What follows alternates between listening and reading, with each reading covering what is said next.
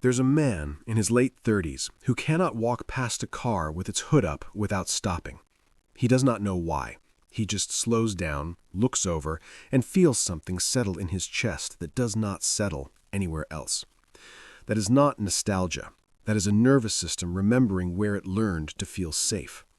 The driveway was a classroom that never called itself one. Saturday mornings across suburban America, the garage door would roll up and something shifted in the air. Not just engine grease and motor oil, something older than that. A father would crouch beside a wheel well, and a child, maybe 7, maybe 12, would appear beside him without being asked. The father would not say much. He would hand over a socket wrench. He would point. The child would hold the flashlight and try to hold still. What was actually being taught had nothing to do with cars. To understand this ritual, it helps to understand the world that produced it. From the late 1940s through the 1980s, the American automobile was not simply transportation. It was proof. Proof of economic arrival, proof of masculine competence, proof that a man could maintain the things that carried his family forward. When a 1968 Dodge Charger sat in the driveway, it was not decoration. It was a statement that the man inside the house understood how the world worked at a mechanical level, and that understanding was considered a form of dignity. The fathers who passed this knowledge down had often grown up watching their own fathers navigate real scarcity. The Great Depression had left a psychological mark on an entire generation, the belief that knowing how to fix something was survival currency. You did not take a carburetor to a shop if you could fix it yourself. Dependence was a kind of failure. Self-sufficiency was not a hobby, it was armor. So when these men had children of their own, they did not enroll them in weekend programs or buy them educational kits. They handed them a torque wrench and said, "Watch." What the children received was not a lesson, it was an initiation. Psychologists who study what is called side-by-side interaction, as opposed to face-to-face communication, have found something important. Many people, particularly those raised in households where direct emotional expression was rare, find it significantly easier to connect when there is a shared task in front of them. Eye contact is not required. Vulnerability does not have to be announced. The work itself holds the relationship. The car becomes the conversation. For children who grew up in the 1950s, 1960s, and 1970s, this was often the only extended time they had with their fathers. The post-war economic structure had placed fathers in a role defined almost entirely by provision. He left, he returned, he was tired. The driveway on Saturday was the exception. It was the gap in the wall, and the children knew it, even if they could not name it. There is something specific that happens in the brain when a child is taught a difficult skill by a parent. Albert Bandura's research on self-efficacy, a person's belief in their own ability to complete tasks and reach goals, found that mastery experiences are the most powerful source of that belief.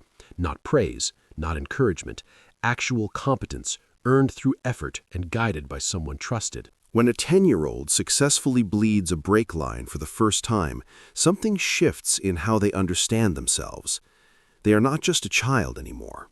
They are someone who can do hard things. That feeling becomes a template. It gets applied silently to every difficult situation that follows. Job interviews, failing relationships, medical diagnoses, the internal voice that says, "This is solvable, figure it out." That voice was often first activated in a driveway, under a car, with a father who believed the child could handle it before the child did. But here is what most people misunderstand about this ritual. They look at it and see competence transfer, a father passing on mechanical knowledge, a practical education in a world that increasingly outsources everything. And that is true as far as it goes, but the deeper transmission was not about cars at all. It was about emotional regulation disguised as problem-solving.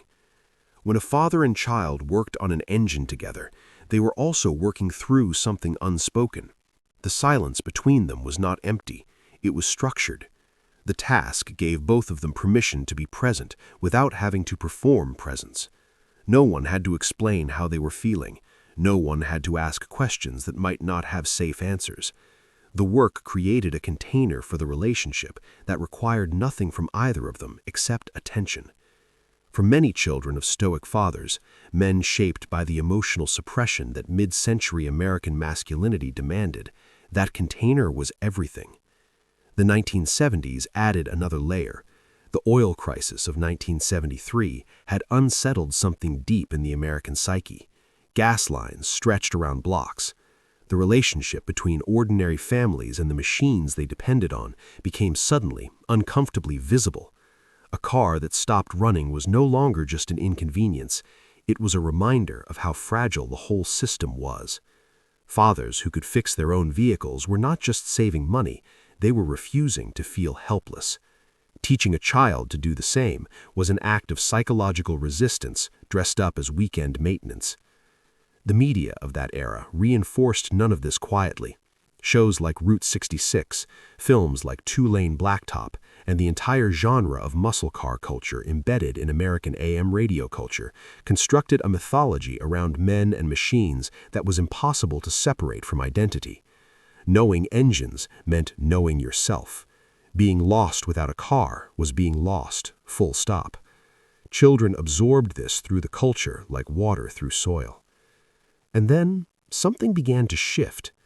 By the mid-1980s, electronic fuel injection had begun to replace the mechanical systems that ordinary people could understand with their hands. Diagnostic computers started appearing in dealerships. The hood of a car became, slowly, a lid on a black box. The average person could no longer look at an engine and understand what they were seeing. The DIY ritual that had bonded generations began to quietly lose its infrastructure. For many fathers, this was a quiet grief they never named. They held on to what they could. They changed their own oil longer than it made economic sense. They refused to take a car to a shop for anything they could still reach with a socket set. Not because of the money, because the ritual still meant something, even as the technology moved away from them. And some of them taught their children those fading skills with an urgency that felt, at the time, inexplicable. It was not inexplicable. They were handing over something they were afraid would disappear. Here is the realization that changes everything about this picture. The children who stood in those driveways, who held the flashlight, who handed over tools, who watched and learned and got their hands dirty on a Saturday when they could have been anywhere else, many of them spent years describing those moments as practical memories. Car stuff, dad stuff, nothing deep. But when those same people face a crisis in adulthood, when something in their life breaks down in a way that feels unfixable, they return to a very specific internal posture. They get quiet. They get methodical. They do not panic immediately. They look at the problem from different angles, and they believe, somewhere beneath the fear, that if they can just find the right approach, they can work it out. That posture was not born from optimism. It was not built by a motivational speaker or a self-help book. It was built on a concrete driveway on a weekend morning by a man who did not say much but handed over the wrench anyway. The car was never the lesson. The father was teaching the child that broken things can be understood, and a child who learns that broken things can be understood grows into an adult who does not run from what is broken in themselves. The wrench was always just the beginning of that sentence.